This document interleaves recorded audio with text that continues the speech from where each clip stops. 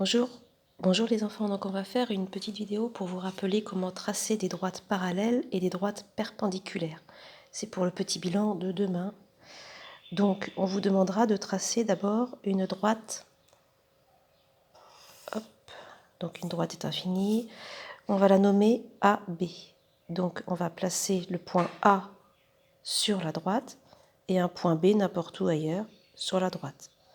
Et c'est ce qui nous permet de dire que c'est la droite AB. Sur cette droite, il va falloir tracer tout d'abord, on va dire une droite perpendiculaire. Donc pour tracer une droite perpendiculaire, vous prenez votre équerre, vous posez l'angle droit sur la droite et vous allez la faire glisser ainsi, selon l'endroit où vous voulez faire la perpendiculaire. L'équerre, on peut la prendre également dans ce sens-là.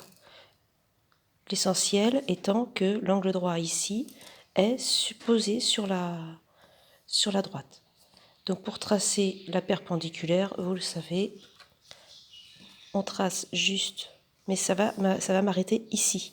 Donc pour pouvoir aller plus loin, je peux également poser ma règle. Vous voyez, je fais un jeu de règles et d'équerres, et ainsi, j'ai une droite perpendiculaire. Et c'est une droite, donc elle est infinie. C'est pourquoi je me suis arrangée pour qu'elle dépasse ici. Voilà, j'ai tracé une droite perpendiculaire. Pour tracer des droites parallèles, vous vous souvenez ce que l'on a fait cette semaine, avant le confinement?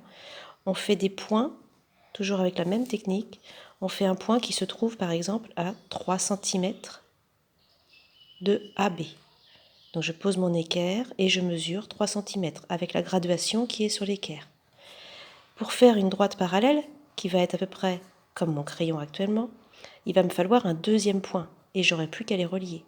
Donc je vais juste faire glisser mon équerre, ainsi, toc, et je fais un deuxième point, par exemple ici. Voilà. Hop, maintenant que j'ai deux points, je n'ai plus qu'à les relier. Ils sont tous les deux en fait à 3 cm, donc ça me permet de tracer une droite parallèle à AB qui met à 3 cm. Tous les points de cette droite-là sont à 3 cm de AB. Voilà, donc nous avons vu une droite perpendiculaire, nous allons l'appeler D. D, la droite D est perpendiculaire à la droite AB. Et nous avons tracé ici la droite que nous allons appeler F. Et on peut écrire que F, la droite F, est parallèle, elle, à la droite AB. Voilà. Donc demain pour le contrôle, aujourd'hui pour le contrôle, c'est ce que vous allez faire.